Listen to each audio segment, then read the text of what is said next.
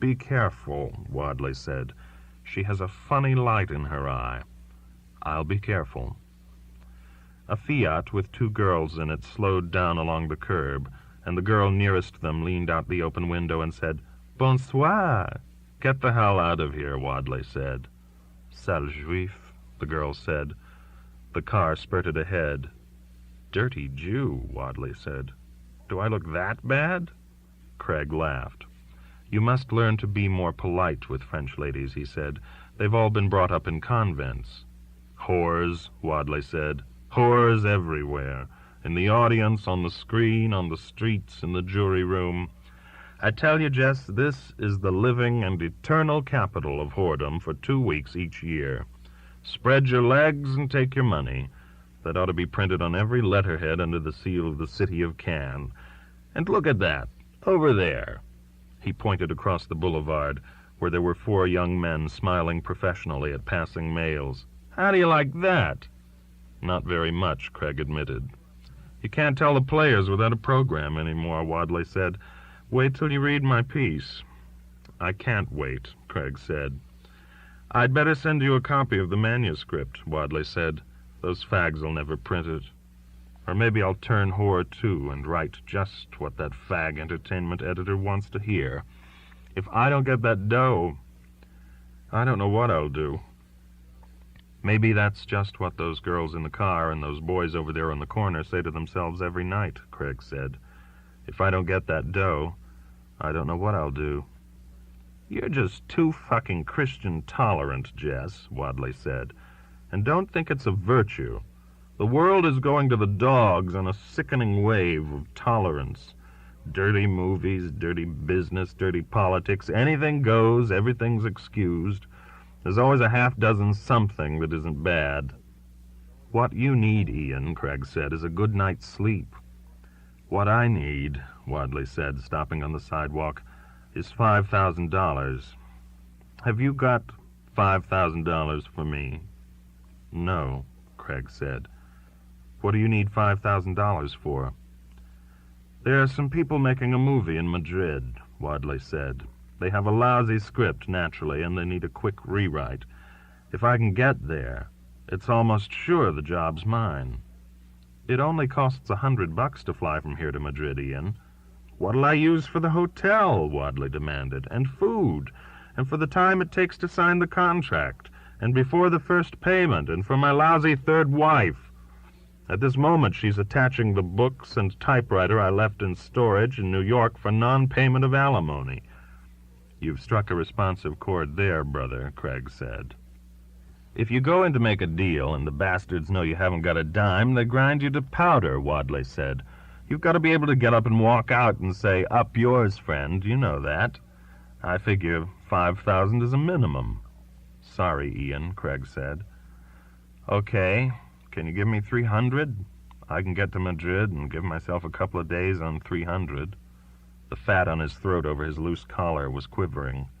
Craig hesitated. Unconsciously, he patted his coat over his wallet. He knew he had $500 in American money and about 2,000 francs in the wallet. Superstitiously, in memory of the time he had been poor, he always carried a lot of money with him. Turning down requests for loans, even from people who were strangers, was invariably painful, almost impossible for him. He regarded this trait, rightly, as a weakness in his character. He always remembered that in War and Peace, Tolstoy had used Pierre Bezukhov's newfound ability to turn down supplicants for money as a sign of maturity and ripening intelligence. "All right, Ian," he said, "I can give you 300. 5,000 would do better," Wadley said. "I said 300. Craig took out his wallet and extracted 3 $100 bills and gave them to Wadley. Wadley stuffed the bills roughly into his pocket. "You know I'll never pay you back," he said. "I know." "I won't apologize," Wadley said fiercely. "I'm not asking you to apologize. You know why I won't apologize? Because you owe it to me. You know why you owe it to me? Because once we were equals, and now you're something, and I'm nothing. Less than nothing. Have a good time in Madrid, Ian." Craig said wearily. "I'm going to bed. Good night." He left Wadley standing there under the lamp-post, with the whores cruising by him as he stared at Craig's retreating back. By the time he had reached his hotel, Craig had caught a chill and was shivering a little. He went into the bar, which was nearly empty at this hour between dinner and the end of the showing in the festival hall. He sat at the bar and ordered a hot grog for his health's sake. While he was drinking it, the bartender showed him a photograph of his son. The son was dressed in the archaic uniform of the Escadre Noire of the French cavalry school at Saumur. In the photograph, the young man was taking a fine black horse over a jump, his seat perfect, his hands secure. Craig admired the picture for the father's pleasure, thinking the meanwhile how wonderful it must be to devote your life to something as pretty and useless as a French cavalry squadron in 1970. Still shivering a little, and beginning to feel the advent of fever, he paid for his drink, said good night to the father of the cavalryman, and went to the lobby to get the key for his room. There was an envelope in his box, and he recognized Gail McKinnon's handwriting. Now he regretted not having asked her to have dinner with him. Wadley would not have spoken as he had if the girl had been at his side. Wadley had shaken him more than he cared to admit to himself, and he would have been $300 richer, because Wadley wouldn't have brought himself to ask for money in front of a witness. Irrationally, too, he felt that the chill he was suffering from and the mounting fever could be traced to his encounter with the writer, the cold wind from the depths of Cannes. In his room he put on a sweater and poured himself a whiskey, again for his health's sake.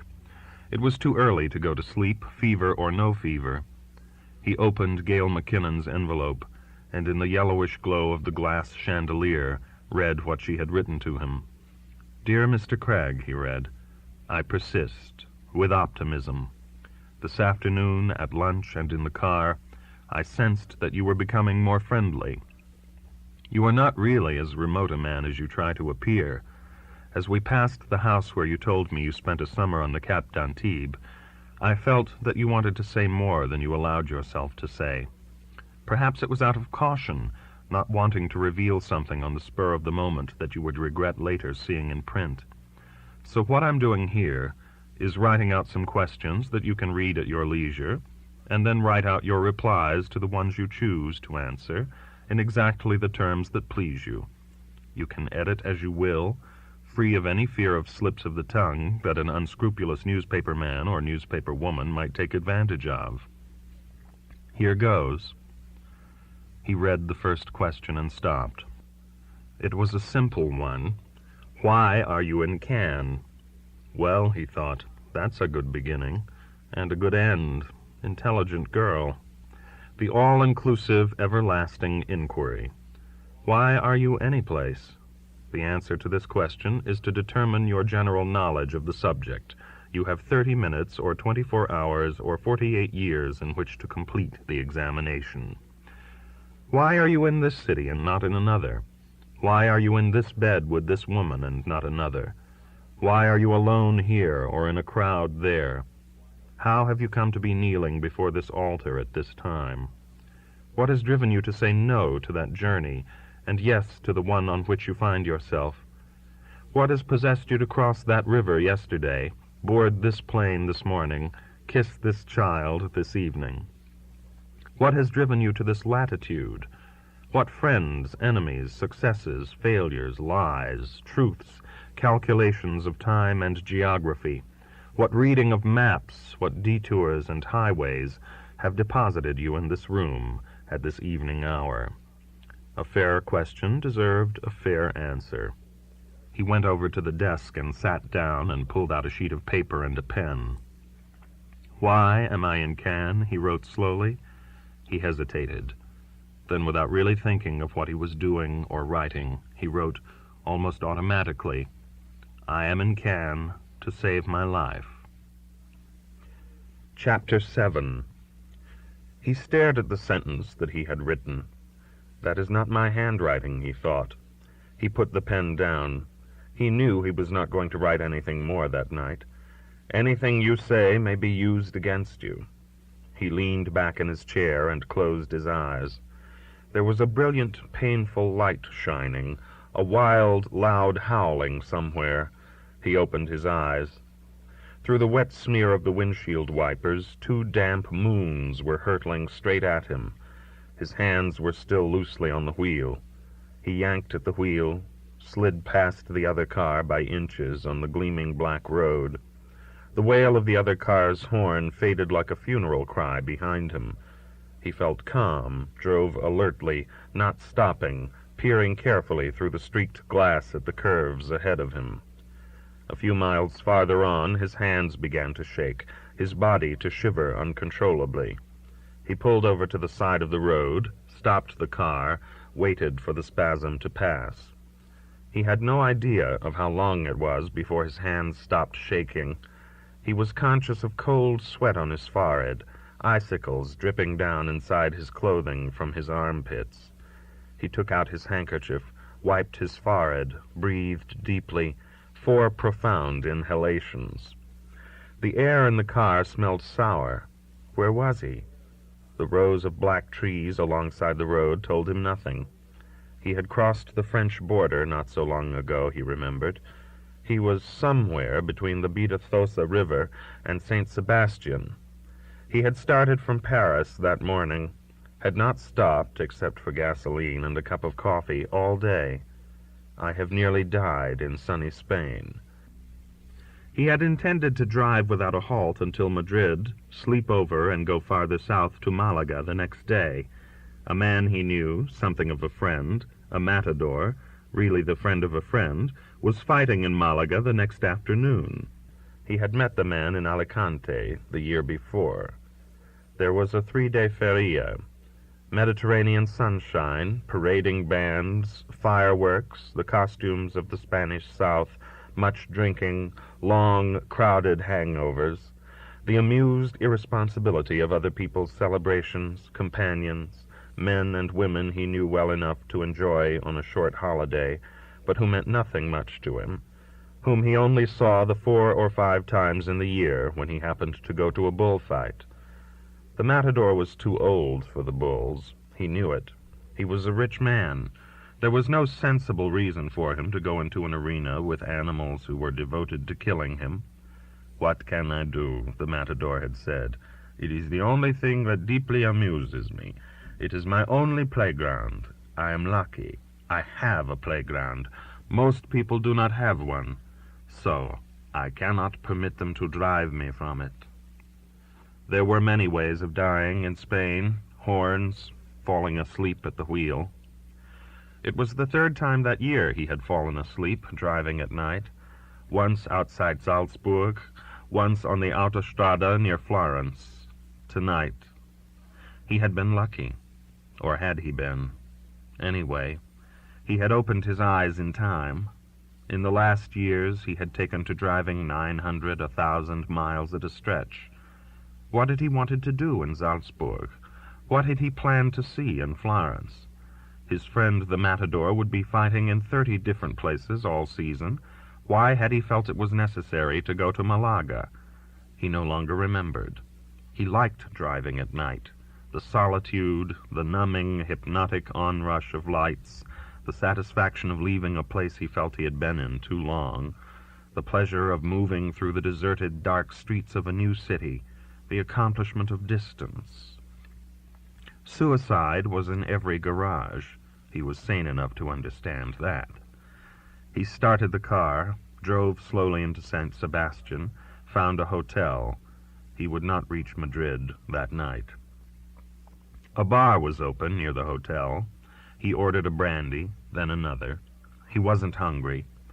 There were some men arguing at a table in Spanish. He listened. Their heads were bent together over the table. Their voices fell to a conspiratorial hush. They might have been planning to murder Franco, free a priest, bomb the prefecture of police, take a chance on a lottery. He did not understand the language.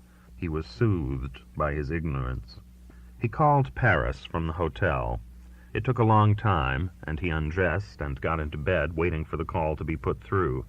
Constance answered. He had left her early in the morning. They had made love in the dawn.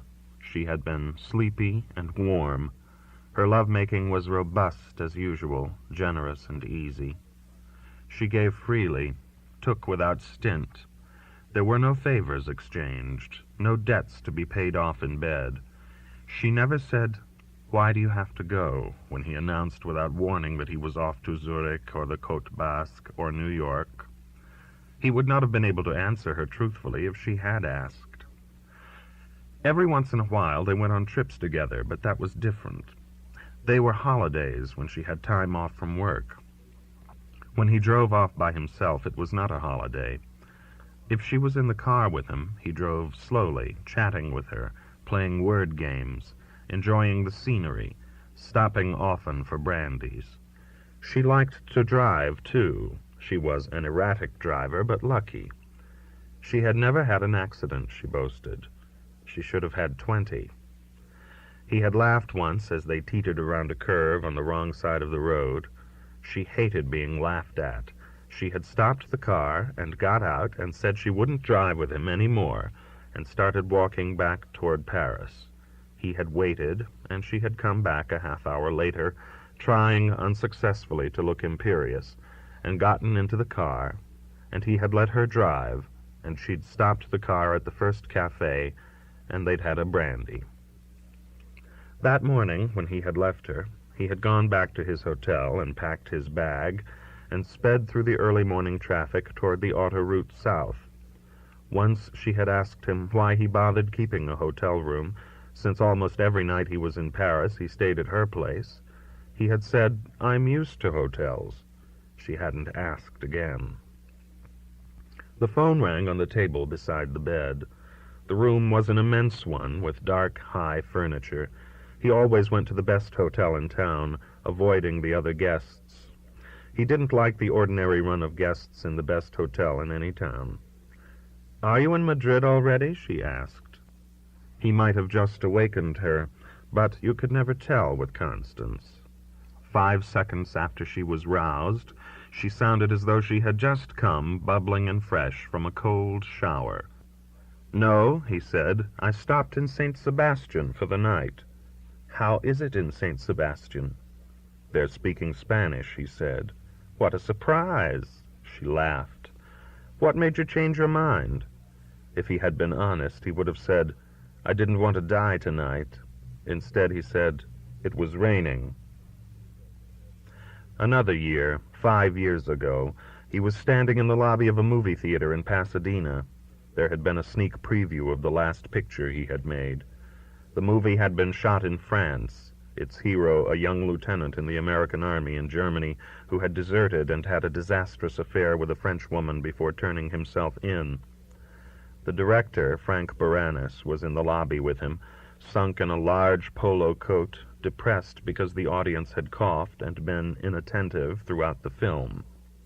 They had been friends ever since Baranis had directed Edward Brenner's play nearly 20 years before. Baranis had been the best man at Craig's wedding. During the shooting of the film, Craig had received an anonymous letter in a woman's handwriting saying that Baranis had been sleeping with Penelope before the marriage, the very day before, the letter had said, and probably for a long time after. Craig had ignored the letter, had said nothing about it either to Penelope or Baranis.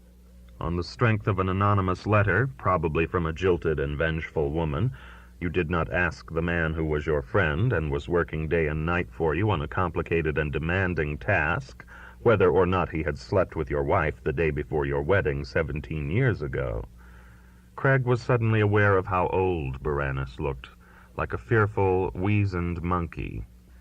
He was lightly pockmarked, but he had large, liquid, dark eyes and a disdainful, offhand way with women that was, Craig heard, effective. "Well," Baranis said, "we bombed. What do we do now?" "Nothing," Craig said.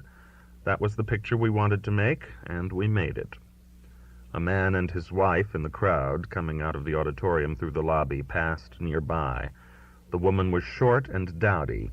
If she had been on sale, you would have been able to find her in gross lots on the shelves of a supermarket at clearance prices. The man was burly, bursting out of his clothes, and looked like a football coach whose team had just lost a game and was furious with his players. His face was red and flushed, his eyes glared behind rimless glasses. What a load of shit, he was saying as he passed the spot where Craig and Baranis were standing. They think they can get away with anything these days. Harry, the woman said in her supermarket voice, your language. I repeat, the man said, a load of shit. Craig and Baranis looked silently at each other. They had worked for nearly 2 years on the picture. After a while, Baranis said, maybe it isn't a picture for Pasadena. Maybe it'll be different in New York. Maybe, Craig said. Then, since it was that kind of night anyway, he said, Frank, a couple of months ago I got an anonymous letter that said you'd had an affair with Penelope before we were married, that you'd gone to bed with her the day before even. Is that true? Yes, Baranis said. It was still that kind of night. Why didn't you say something? You never asked, Baranis said. How the hell was I to know when it started you wanted to marry her? He pulled the collar of the polo coat up around him, half buried his face in it. He looked like a small, trapped, dying animal. Anyway, if I had told you, you'd have married her just the same. You'd have forgiven her and hated me.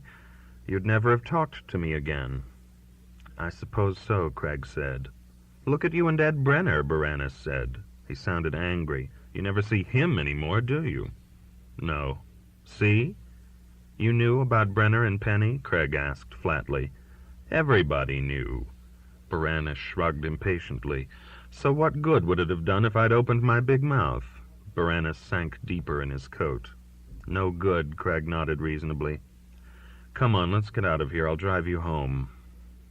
The picture didn't do much better in New York. It was before the time when movies about soldiers who were disillusioned with the American Army were to the public taste. He was sitting in his office, signing checks on the scarred, fake mahogany desk. The office was small and shabby, 2 rooms, one for him and one for his secretary. Belinda Ewan had been with him since his first play. The furniture of the office also was the same he had started with back in 1946. Neither Belinda nor the furniture had improved with the passage of time. Belinda had been a small, dark, furiously energetic, almost pretty young woman when he had hired her. She was still small, dark, and energetic, but now was no longer almost pretty. Her face seemed to have been honed into severe angular lines by the abrasion of the years, her lips chipped out by a blunt knife. The desk had been fake mahogany in 1946. It just looked a little more fake now. Penelope had campaigned to be allowed to choose a larger office for him and to decorate it herself. He had refused. He didn't like the offices of men whose wives had chosen the furniture, the thick rugs, the tasteful paintings on the walls. Penelope had also tried, at least once a year throughout their marriage, to get him to fire Belinda. She runs the office as though it's hers, not yours, Penelope had said over and over again. And besides, she's disrespectful to me.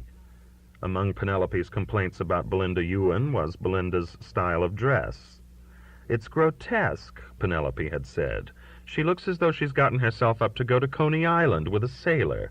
What do you imagine people think about you when they come into the office for the first time and they see that woman decked out in all the colors of the rainbow? He hadn't replied, as he might have, that people came to his office to work with Jesse Craig, not to pass judgment on the choice of his secretary's clothes. But he contented himself with saying, when she marries, I'll get someone who dresses all in black. Married, Penelope had sniffed. While you're alive, that woman will never marry. I hope you're right, he had said. The discussion had taken place on one of the less pleasant evenings at home. Even so, there were times when the clashing greens and purples of some new outfit that Belinda had put together made him shake his head in wonderment. Safely behind the closed door of his own office, of course. Penelope had also suggested, in moments of anger, that he had had an affair, was still having an affair with the secretary. He had never touched Belinda, and believed that she would run screaming through the halls if he as much as brushed her cheek, and he saw no reason, if a woman did her work as efficiently as Belinda did hers, why she had to be respectful to her employer's wife. And finally, he was superstitious. He had done well in the shabby little office with the unprepossessing, ludicrously dressed secretary.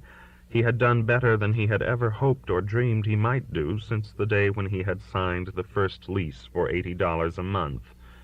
There was no sense in tempting fate with unnecessary signs of luxury, although now, sitting at the old desk in the late afternoon of an autumnal New York day, signing away at a torrent of checks after the disastrous preview in Pasadena and the neglected opening in New York, he could hardly argue that luck had made a permanent base in the bare room in which he had worked so long. The checks he was signing were from his personal, not from his business account. For the most part, they were for household bills, food, liquor, fuel, telephone, the salaries of the 2 maids, flowers, a bill for $2,000 for a sofa that Penelope had found at an antique dealer's on Madison Avenue, bills from Saks Fifth Avenue and Bergdorf Goodman for clothes that Penelope had bought, a $200 bill that came in monthly from Charles of the Ritz, where Penelope had her hair done. There were other bills, too: tuition for Anne's school in Lausanne, tuition for Marcia's school in Maryland, insurance and garage rent for Penelope's car, a $180 bill for the masseuse who visited Penelope 3 times weekly, a savage bill from a doctor in Hollywood for treatment of Penelope's mother, who had come out to visit her daughter soon after the marriage, when Craig had been making his first movie on the coast, and had immediately fallen mysteriously ill, and was taking a long time to die in the most expensive place for dying in the world. Craig had tried setting up a household account for Penelope to handle, but she was always overdrawn or neglected to pay the telephone bills so that suddenly it would be cut off, or she would pay bills twice or be too busy to bother for months on end, and there would eventually be dunning letters on his desk to annoy him. So now he had Belinda type up the checks, and once a month, in silent fury, he signed them himself.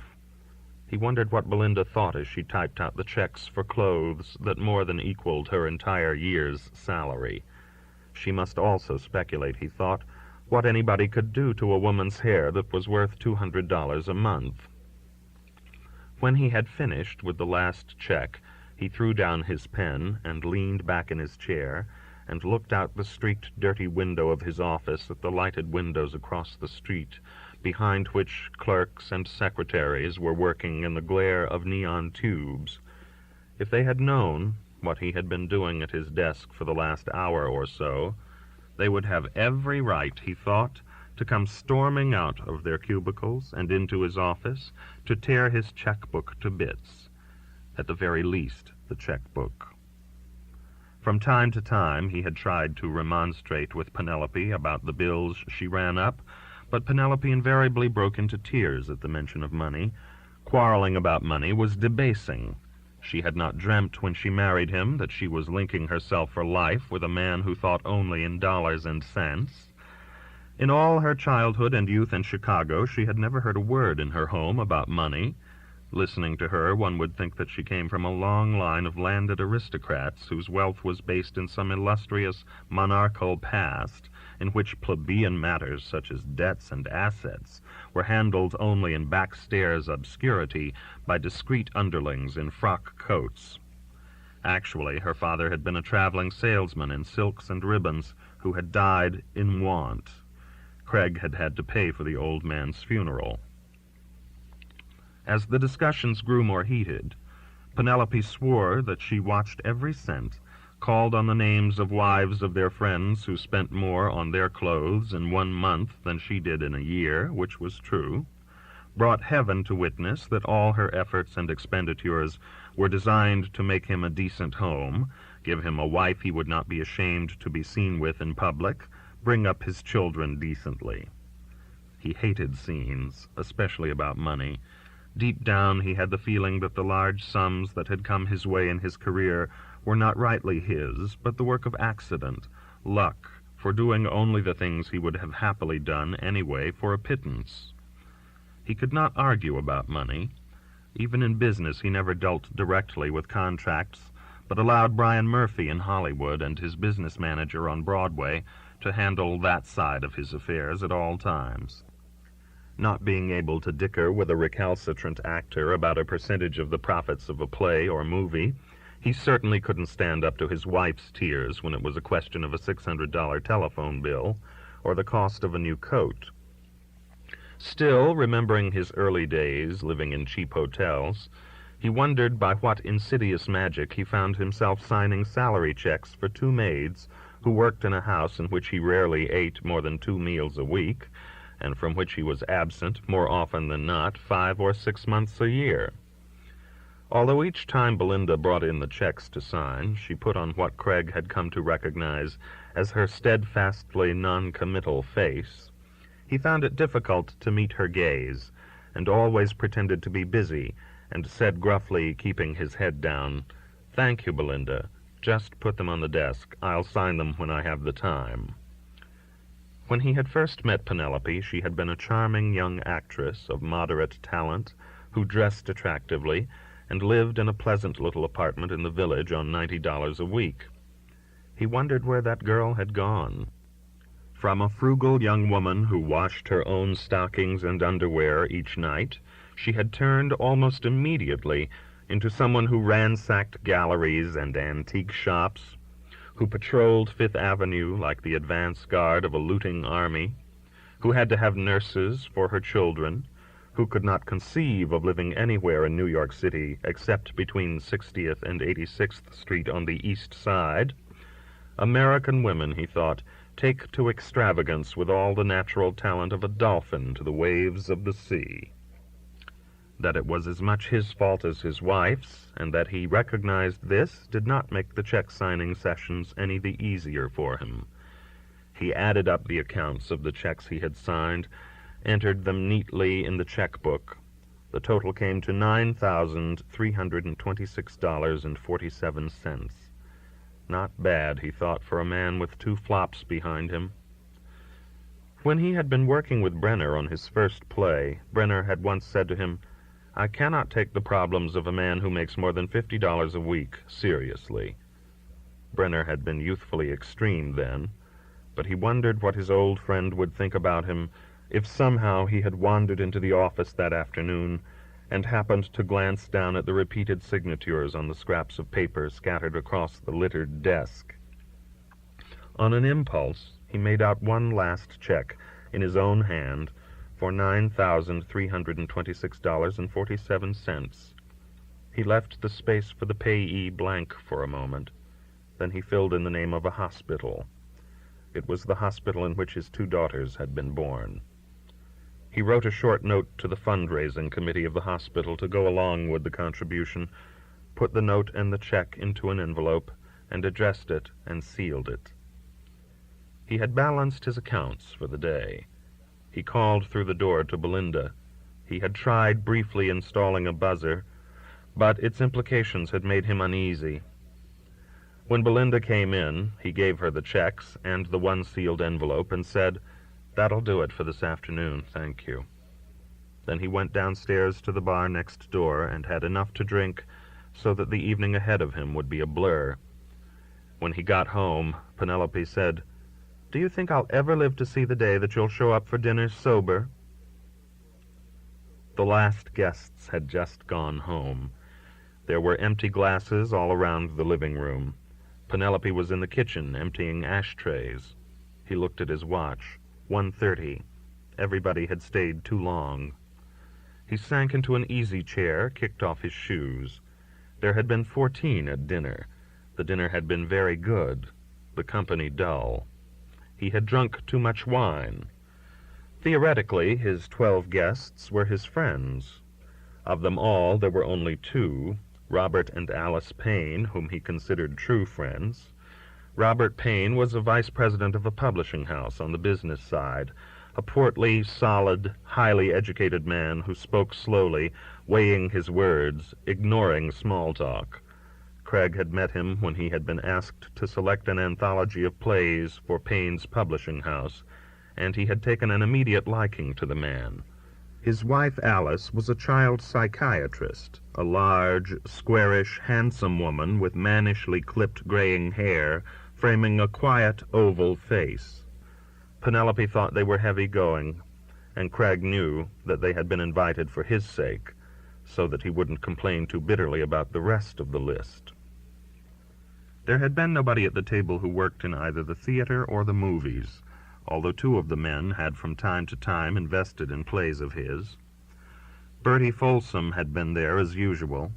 Since his wife died, Bertie Folsom was at every dinner party, talking about the stock market at length. Folsom was a few years older than Craig, a short, sharp-faced, balding, insignificant-looking, meticulously tailored man with a neat, round paunch, who headed a big brokerage concern on Wall Street. The farther he went downtown, Craig thought, the more Bertie Folsom must gain in significance. He occasionally gave advice to Craig on stocks. Occasionally, Craig took it. Sometimes the advice was valuable. Since being widowed, he was invited to all dinners at the Craig house. Often he called at 6 in the evening and asked what they were doing that night. When they weren't doing anything in particular, the Craigs asked him to join them for quiet family dinners. Folsom remembered everybody's birthday, brought gifts for Anne and Marcia. Penelope felt sorry for him, she said. Craig figured that Folsom could not be worth less than $2 million. Perhaps it was evidence of Penelope's warmth of character that she could find time to be sorry for a man who was worth $2 million. When they had a party like the one tonight, Penelope invited various ladies for Folsom. They were the sort of ladies, usually divorced, who were always free to come to anybody's house for dinner.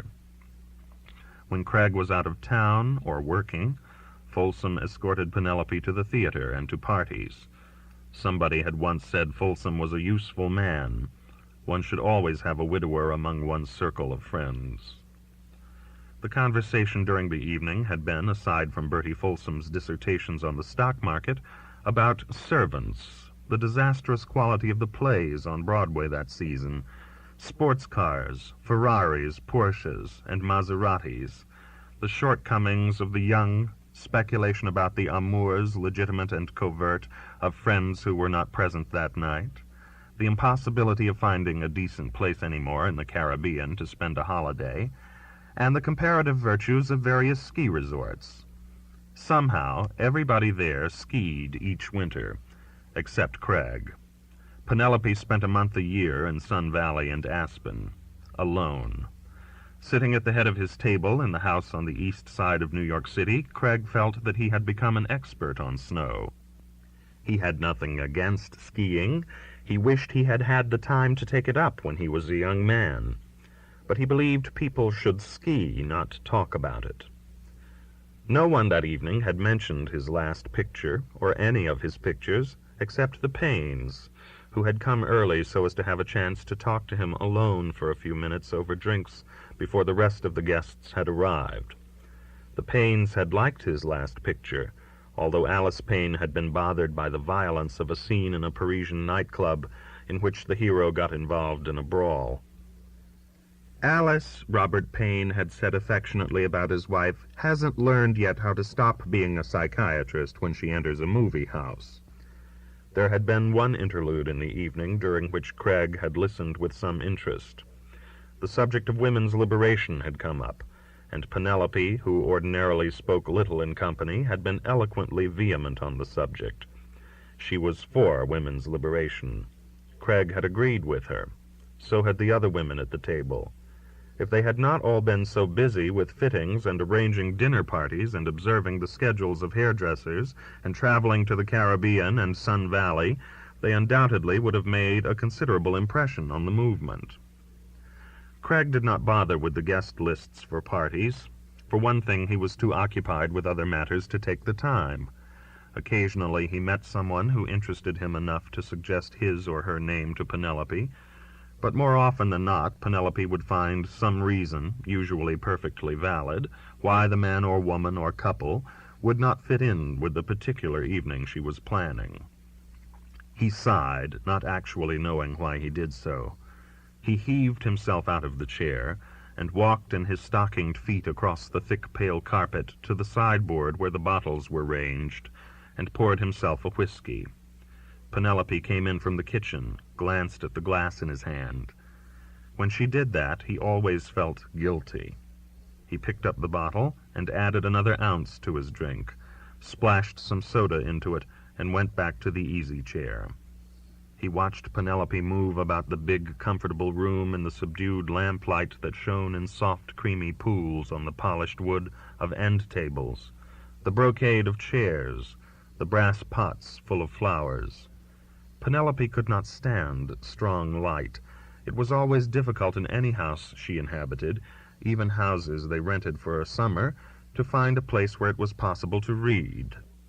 She was dressed in a long, loose, red velvet robe that swung gracefully around her slender, still youthful figure as she touched a bunch of flowers, put a magazine back in the rack, closed the cover of a silver cigarette box. Her taste was sure. Things looked better after she had touched them. There was nothing ornate or showy about her house, but, Cragg thought, it was a wonderful place to live in, and he loved it. With the glass of whiskey in his hand, he watched his wife move around the warm, welcoming room, and he forgot the dull departed guests. At that moment, admiring her in the midnight silence, he knew he loved her, and felt completely married. He knew her faults. She was a liar, extravagant, cunning, often pretentious. She filled his house with second-rate people because she feared the competition of wit, beauty, intelligence. She had been unfaithful to him, and at the same time made him suffer from the blackmail of her jealousy. When things went wrong, she invariably found a way to pass the blame onto other shoulders, usually his. Often she bored him. Still he loved her. No marriage was all of one piece. Each partner paid some price. He had no illusions about his own perfection. He was sure that in her secret heart, Penelope's list of his failings was much longer than the account of his own judgments on her. He put his glass down, stood up, went over to her, kissed the back of her neck. She stiffened as though the gesture had caught her by surprise.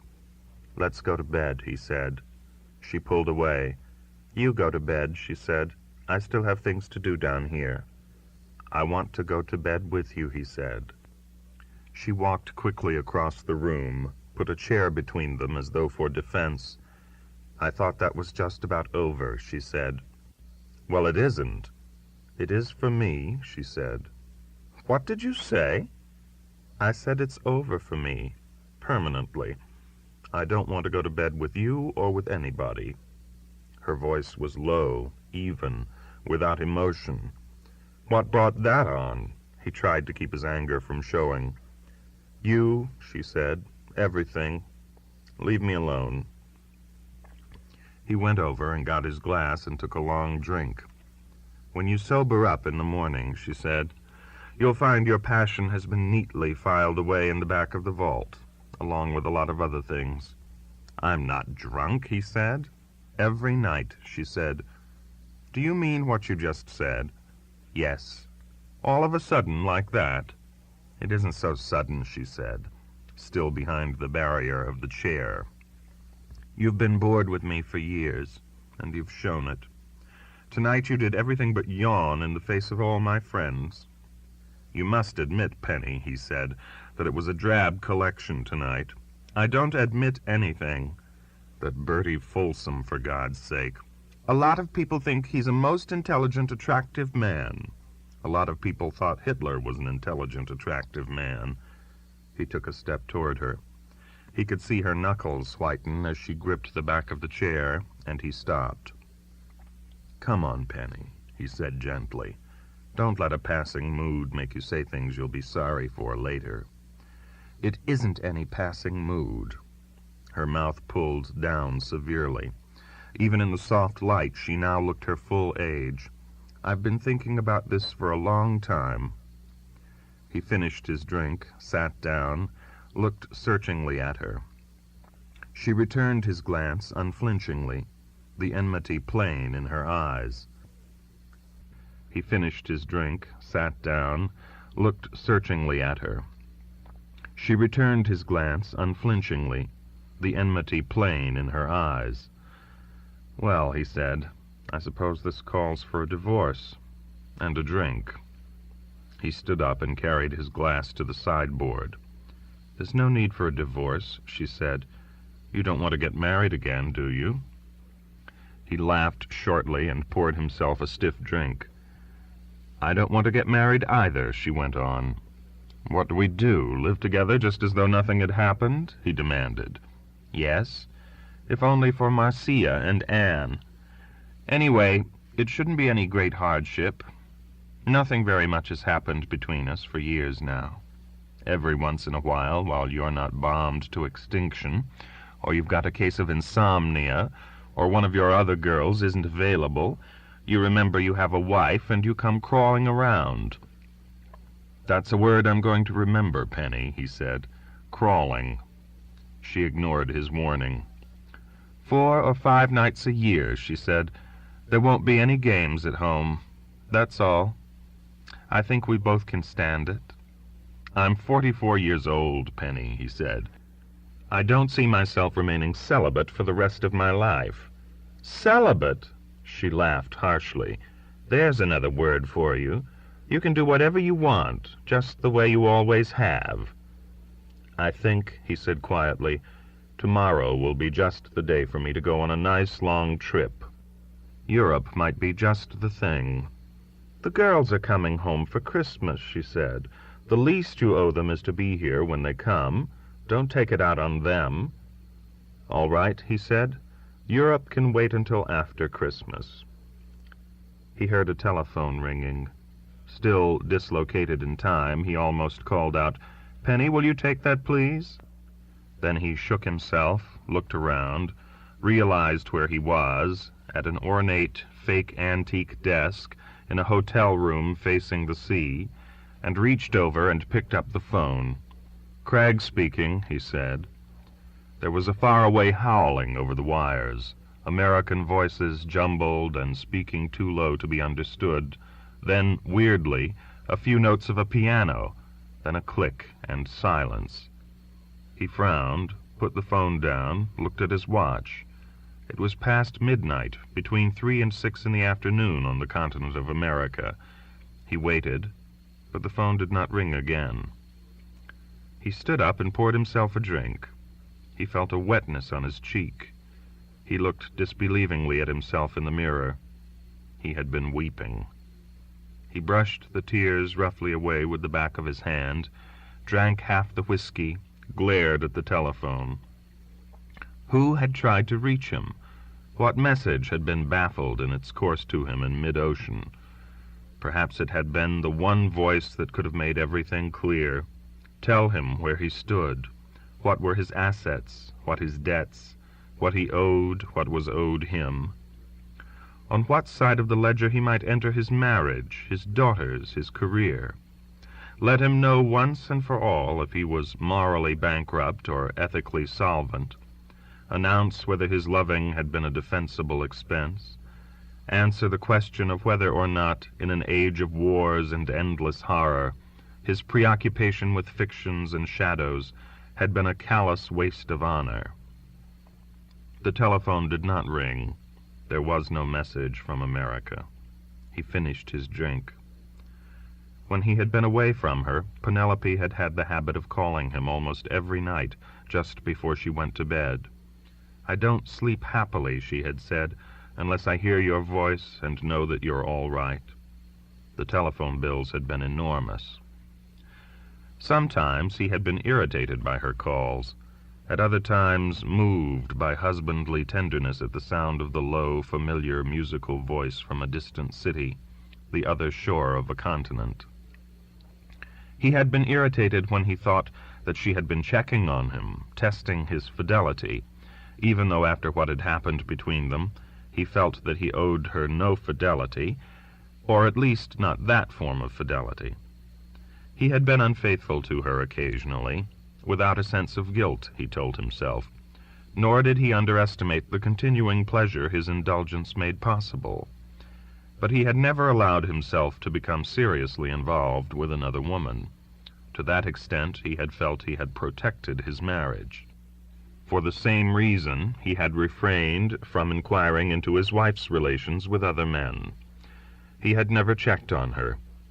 She had secretly rifled through all his papers he knew, hunting for women's names, but he had never picked up a letter addressed to her or questioned her about whom she had seen or where she had gone. Again, without examining this facet of his behavior closely, he had felt that it would have been demeaning to him, a belittling blow to his pride. He had recognized the female cunning in Penelope's late-night telephone calls, but for the most part had tolerated them, even been fondly amused by them, flattered by them.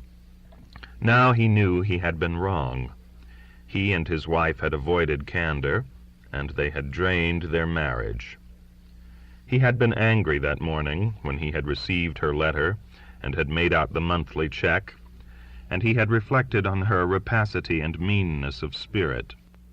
But now, after midnight, alone, the memories that had been aroused by passing the house on the Cap d'Antibes that afternoon working within him, and the frustrating sounds of the indecipherable voices on the wires still echoing in his ears, he couldn't help but remember better times, gentler encounters.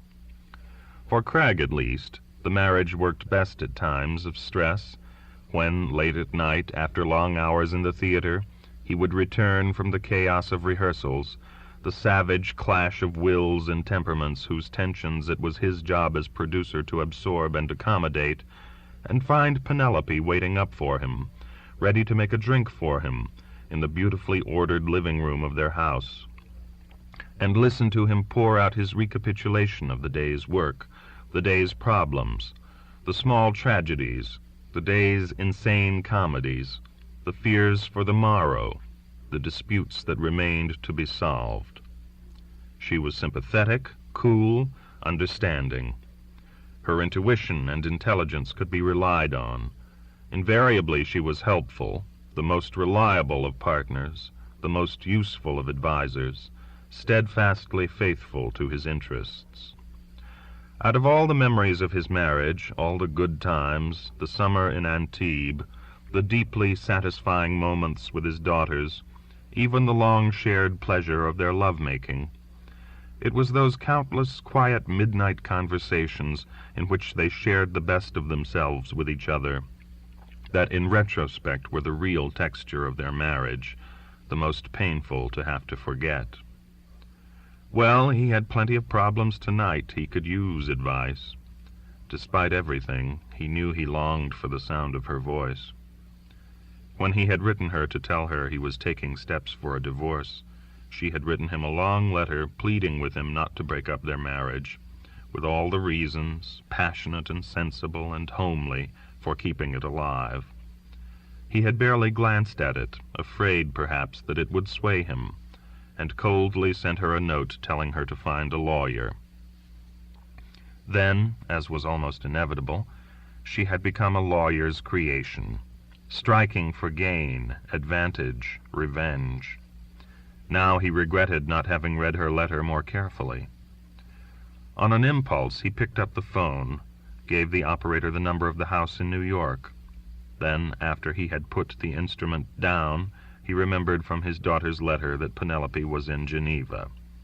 Foolish woman, he thought, as he got the operator back and canceled the call. This is one night she should have been at home. Chapter 8. He poured himself a fresh drink, paced the room, holding the glass in his hand, angry with himself for submitting himself to the past, torturing himself with the past. Whatever he had come to Cannes for, it had not been for that. Gail McKinnon had a lot to answer for. Well, he had come so far, he thought, he might as well go all the way. Go over all the mistakes, all the wrong turnings, all the betrayals. If masochism was to be the order of the day, enjoy it. Listen to the ghosts. Remember the weather of other seasons. He sipped at his drink, sat hunched over at the desk, allowed the past to invade him. He was in his office, back from 3 months in Europe. The trip had been neither good nor bad for him.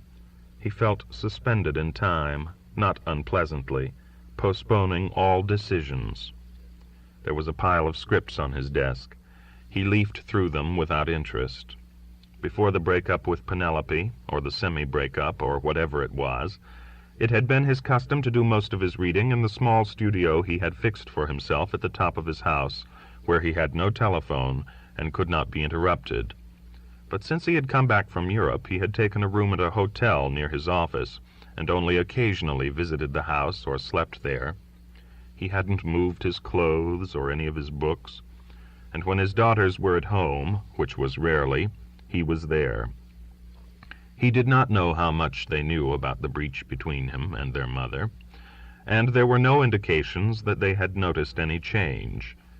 They were so concerned with the problems of their adolescence, dates, school, diets, that Craig doubted that they would have paid much attention even if their parents had staged Macbeth before their eyes in the living room, complete with bare dagger and real blood.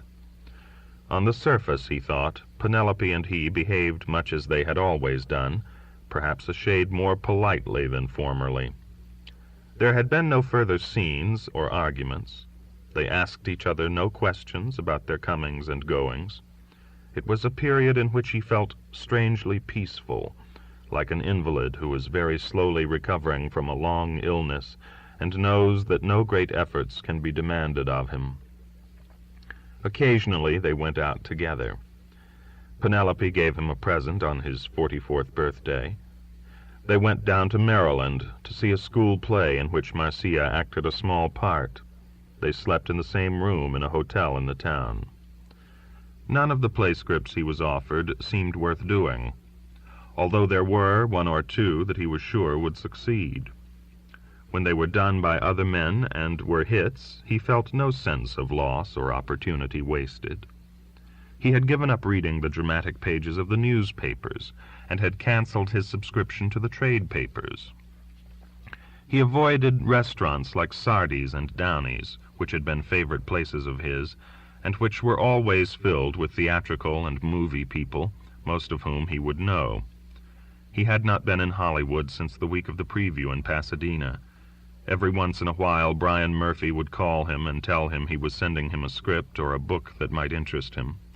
When they arrived, he read them dutifully, then called Murphy and said he was not interested. After about a year, Murphy only called to find out how he was. He always said that he was fine.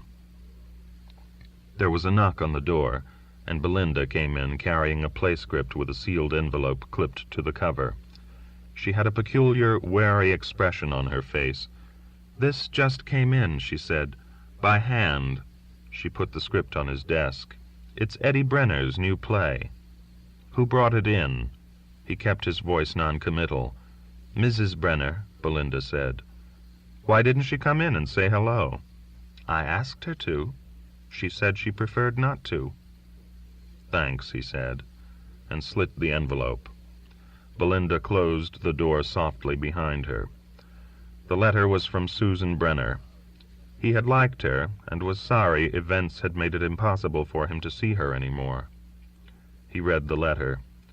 "Dear Jessie," Susan Brenner had written, "Ed doesn't know I'm showing you his play, and if he finds out, I'm going to be in for a rough half-hour with him.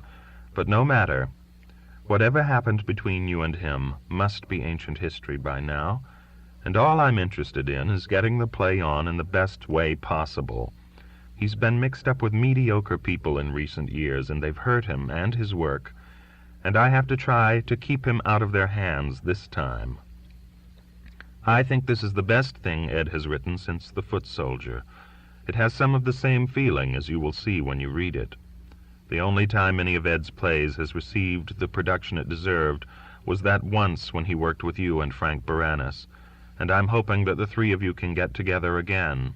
Maybe the time has come when you all need each other again. I have faith in your talent and integrity and your desire to do things in the theater that are worthwhile. I am sure that you're too reasonable and honorable a man to allow a painful memory to interfere with your devotion to excellence. When you've read the play, please call me. Call me in the morning around 10 o'clock.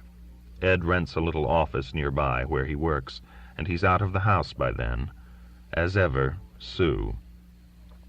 Loyal, innocent, optimistic wife, he thought, as ever. Too bad she hadn't been around that summer in Antibes. He stared at the script on his desk. It had not been typed or bound professionally. Probably Susan Brenner had faithfully typed it herself. Brenner, he knew, could hardly afford hiring a service to do it for him. A painful memory, Susan Brenner had written. It wasn't even that anymore. It was buried under so many other memories, painful and otherwise, that it was like an anecdote told about a stranger in whom he was only remotely interested. He stood up and opened the door. Belinda was at her desk reading a novel. "Belinda," he said, "no calls until I ask for them." She nodded. Actually, the telephone rang very seldom these days in the office. He had spoken out of old habit.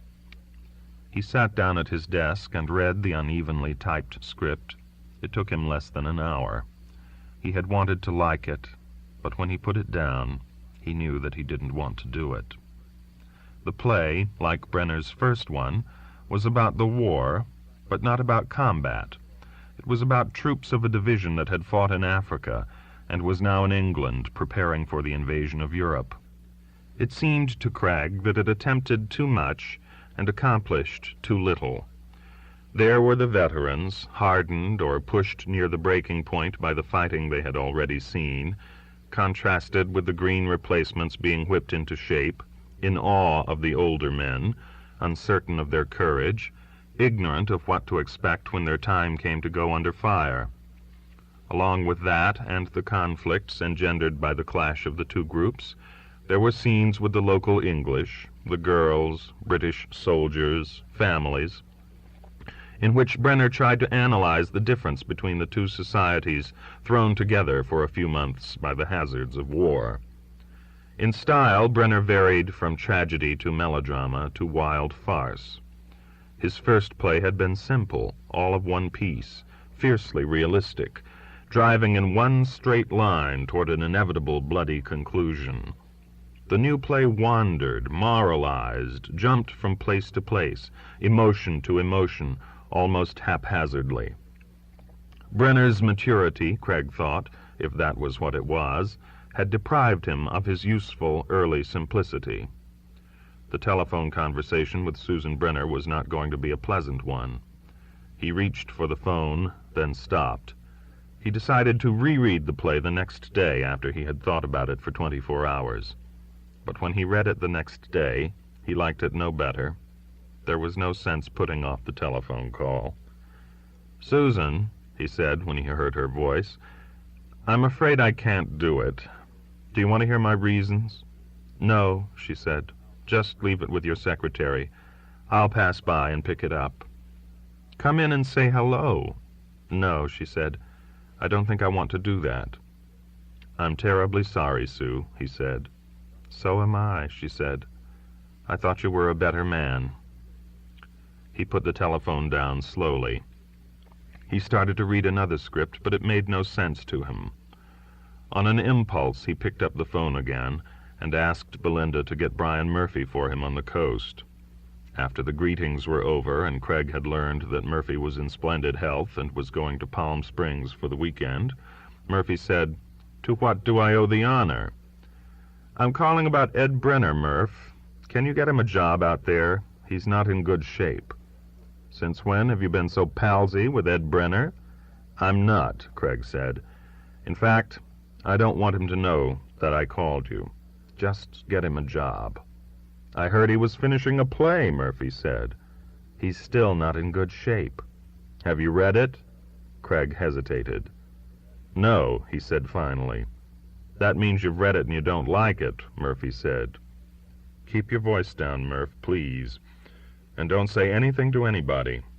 Will you do something for him?"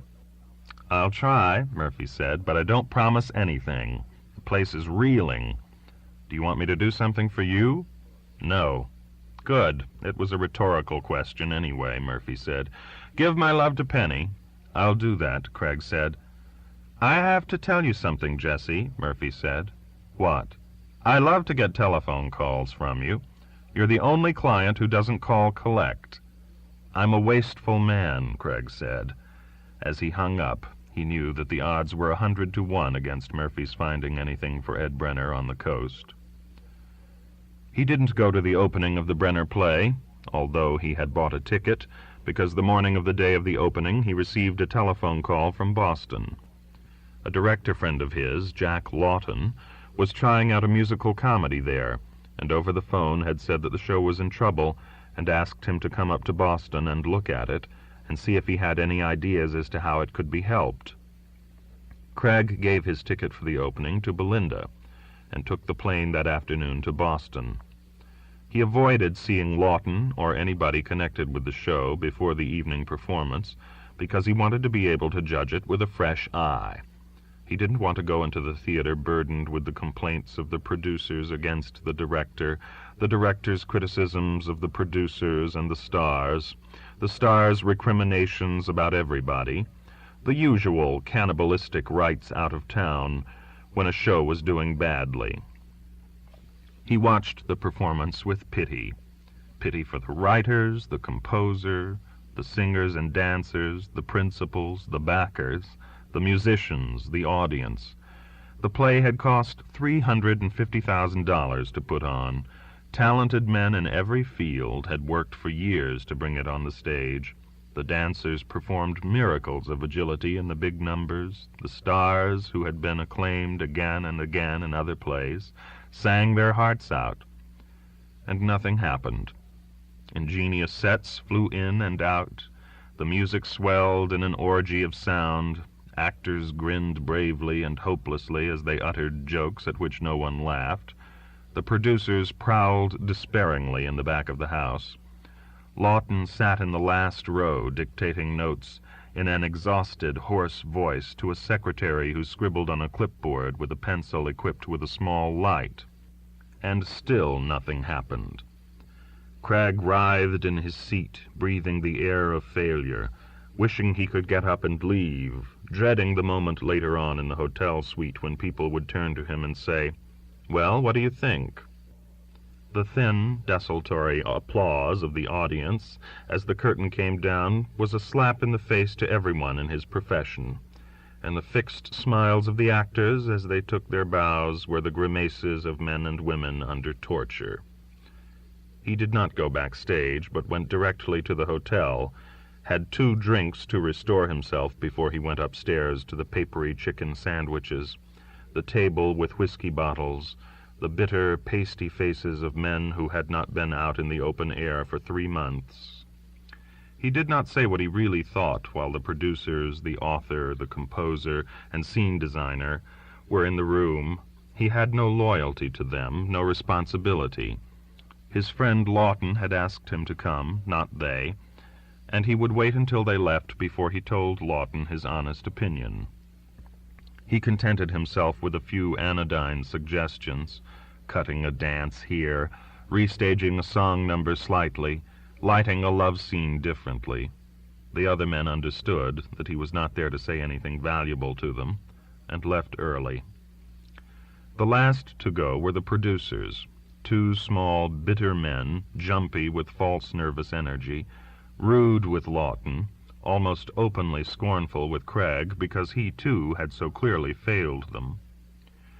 "Probably," Lawton said as the door closed behind the 2 men who had come to Boston with high hopes and glittering visions of success, "probably they're going to sit down now and call a dozen other directors to come up here and replace me." Lawton was a tall, harassed man with thick glasses who suffered horribly from ulcers every time he staged a play, whether it went well or badly. He sipped from a glass of milk continually and swigged every few minutes at a bottle of Maalox. "Talk up, Jessie." "I say close," Craig said. "It's as bad as that?" "It's as bad as that." "We still have time to make changes," Lawton said defensively. They won't help, Jack. You're flogging a dead horse. God, Lawton said.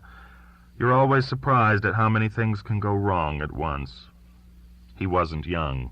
He had directed over 30 plays. He had been highly praised. He was married to an enormously wealthy woman. But he sat there, bent over his ulcer pain, shaking his head like a general who had thrown in his last reserves and lost them all in one evening. Christ, he said, if only my gut would let up. Jack, Craig said, why don't you just quit? You mean on this show? On the whole thing?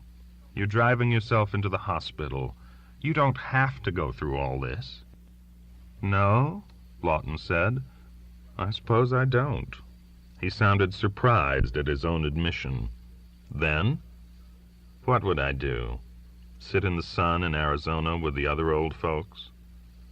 His face twisted, and he put his hand on his stomach as a new pang gripped him. This is the only thing I know how to do. The only thing I want to do. Even a shitty, dead piece of nothing like this silly show tonight. You asked me what I thought, Craig said. And you told me, said Lawton. Thanks. Craig stood up. I'm going to bed, he said, and I advise you to do the same. I will, Lawton said almost petulantly. There are just 1 or 2 notes I want to put down while they're still fresh in my mind. I've called a rehearsal for 11. He was working on the script even before Craig left the room, jabbing furiously at the pages open before him as though each stroke of his pen was going to transform everything tomorrow by the 11 o'clock rehearsal. Make the jokes funny, the music clever, the dances ecstatic, the applause thunderous, as though by his efforts in his pain, even Boston would be a different city tomorrow night. When Craig got to his office the next morning, Belinda had the reviews of Brenner's play on his desk. He didn't have to read them. He could tell by the expression on her face that things had gone badly the night before. When he read the reviews, he knew there was no hope, that the play would close by Saturday night. Even Boston had been preferable. He was in the theater Saturday night for the last performance. The theater was only half full, most of it, he knew, paper. Brenner, he noted with relief, was not in the audience. When the curtain came up and the first lines were uttered, he had an odd sensation. He had the feeling that something beautiful was about to happen. The actors were intent and fervent and performed with a contagious belief in the value, the importance of the words that Brenner had written for them to speak. There was no sign that any of them was affected by the knowledge that the play had been discourteously dismissed as boring or confused by the critics only 3 days before, and that when the curtain came down that night, that would be the end of it. The sets dismantled, the theater dark, and they themselves out on the street looking for other jobs.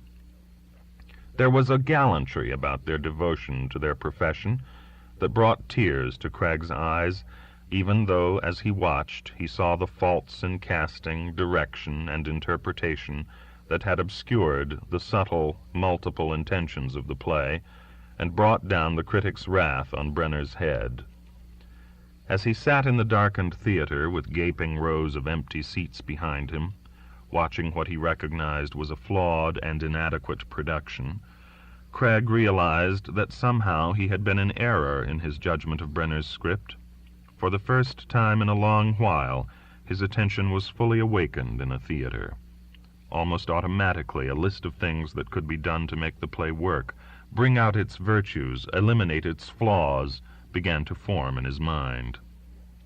When the play was over, there was only a thin scattering of applause from the audience, but Craig hurried backstage, moved and excited, hoping to find Brenner, praise him, reassure him. The old man at the stage door recognized Craig and said mournfully, "Isn't it all a shame, Mr. Craig?" as they shook hands. Brenner, the old man said, was on the stage saying goodbye to the company and thanking them, and Craig waited unseen in the wings until Brenner had made his little speech and the actors began to troop off to their dressing rooms, defiantly noisy beneath the drab work light. For a moment Craig did not move, but watched Brenner standing alone in the empty set that was supposed to be the corner of a temporary shabby barracks in wartime England. Brenner's face was in deep shadow, and Craig could not see its expression. Brenner was much thinner than when Craig had seen him last, and was dressed in a baggy tweed jacket with a long wool scarf thrown around his neck. He looked like a fragile old man who had to think about every step he took for fear of falling. Brenner's hair was thinning, Craig noted. A bald spot gleamed. The curtain slowly went up, and Brenner raised his head and stared out at the dark, empty theater. There was a rustle beside Craig, and Susan Brenner went past him. Susan Brenner came up to her husband, took his hand, and raised it and kissed it. He put his arm around her. They were standing like that, silently, when Craig finally walked out of the wings. "Hello," he said. The man and the woman looked at him without speaking. "I saw the play tonight," Craig said, "and I want to tell you I was wrong when I read it." Still neither of the others spoke. "It's a beautiful play," Craig went on. "It's the best thing you've done." Brenner chuckled. It sounded as though he was strangling. "Susan," Craig said, "you were right. I should have done it, and Byzantium should have directed it." "Thanks for the memory," Susan said. She was wearing no makeup and looked pale and gaunt, depleted in the bare light. "Listen to me, please," Craig went on earnestly. "You got the wrong production for it, and it came between the play and the audience. That doesn't mean that's the end of it. Wait for a year, work on it, cast it correctly. You never had a chance with all those fancy, overblown sets, with that man in the lead. He's too old, too sophisticated. A year from now we can put it on downtown, off-Broadway. It doesn't belong on Broadway anyhow. Recast it, do it with lights, a structural bare set, use music, it cries for music. Get tapes of speeches by politicians, generals, radio announcers to play between the scenes. Frame them in time." He stopped, conscious that he was rushing too fast, saying more than Brenner could possibly assimilate at this moment. "Do you see what I mean?" he asked lamely. The Brenners stared blankly at him. Then Brenner chuckled again, the same choking sound. "A year from now," he said ironically. Craig understood what was going through Brenner's mind. "I'll give you an advance, enough to live on. Does Ed get another chance to sleep with your wife, Mr. Craig?" Susan said. "Is that included in the advance?" "Keep quiet, Sue," Brenner said wearily.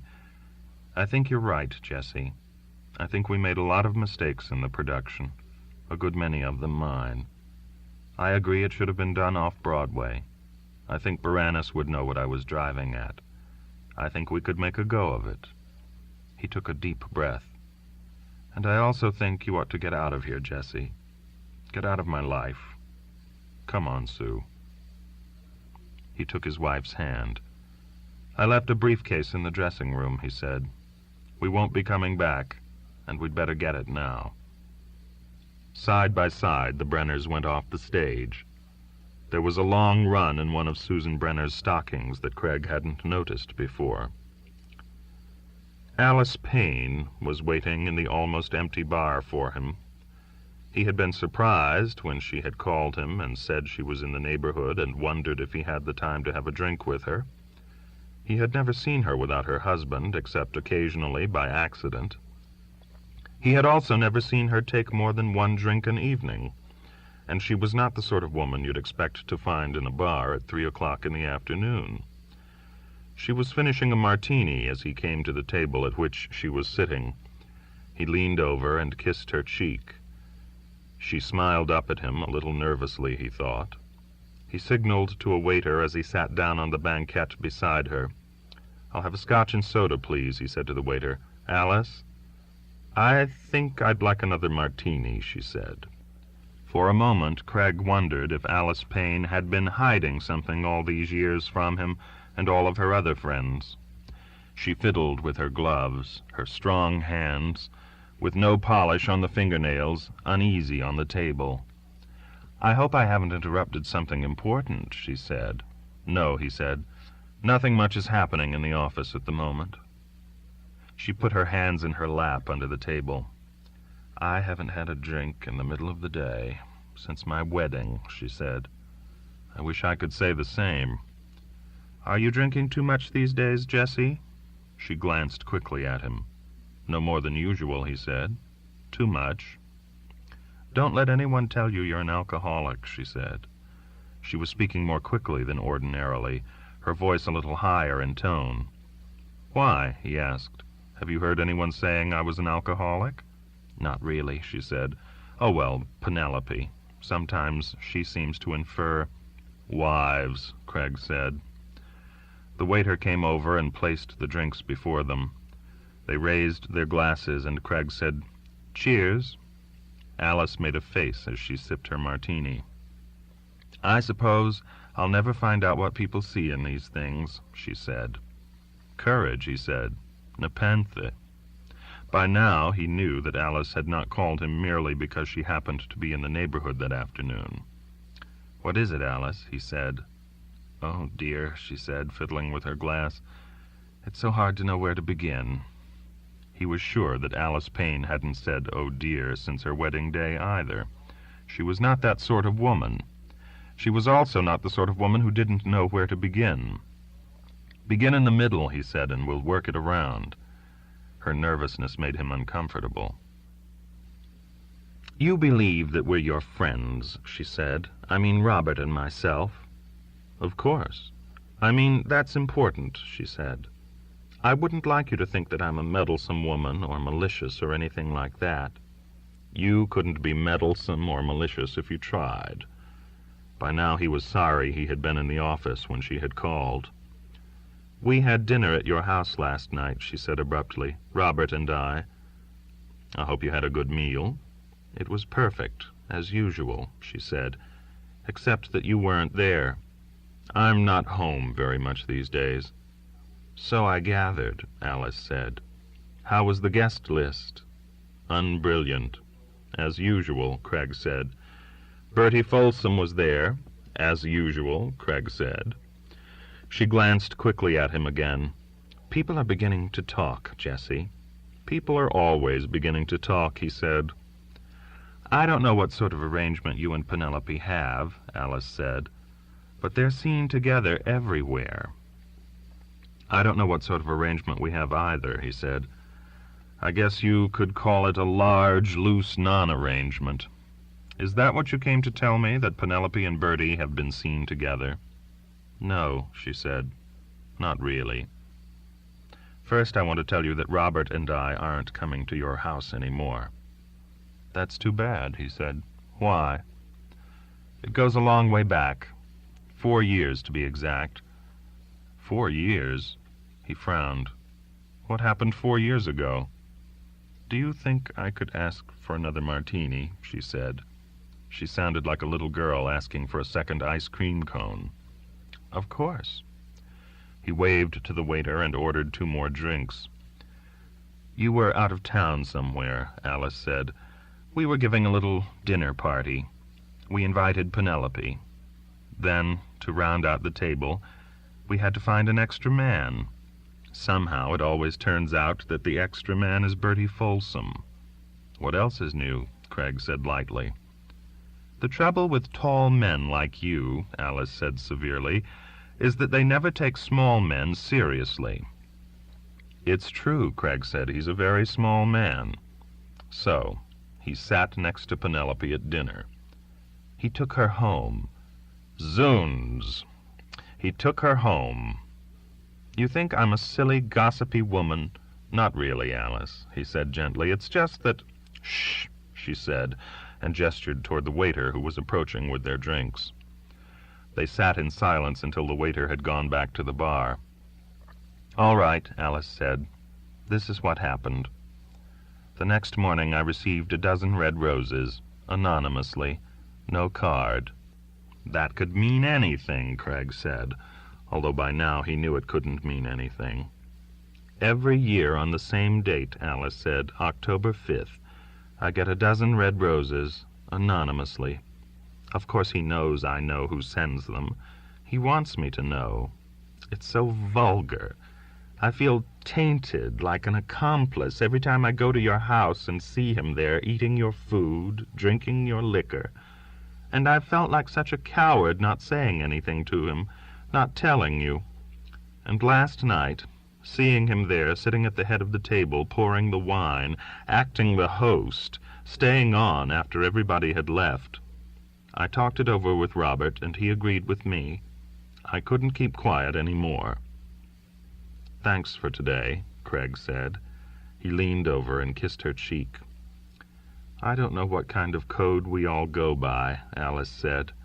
"I know we're not supposed to take adultery seriously anymore, that we laugh when we hear about our friends playing around. I've heard some stories about you, too." "I'm sure you have," he said. "Most of them, no doubt, true. My marriage has hardly been a model of felicity for a long time." "But this particular thing I can't take," Alice said. There was a catch in her voice. "You're an admirable man, a decent friend, and I can't stand that awful little man. And to tell the truth, I've come to dislike Penelope.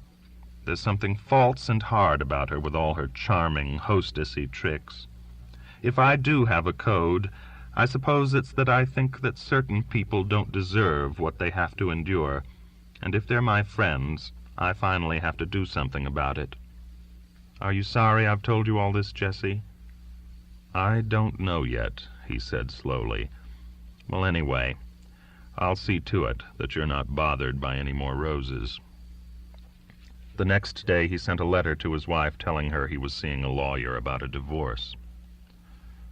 Another bar, in Paris now, in the Hotel Crillon, just across from the embassy.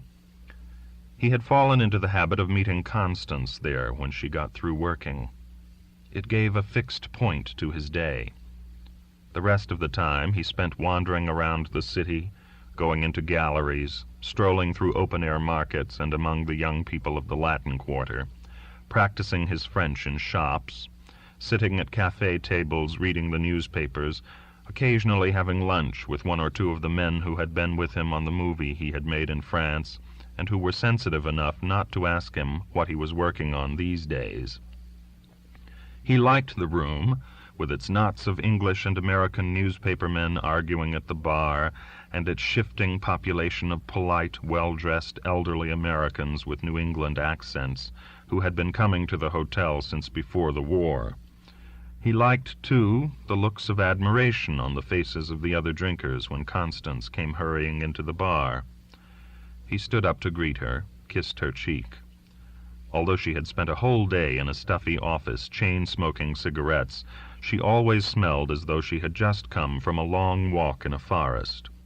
She had a glass of champagne to get the taste of youth out of her mouth, she said.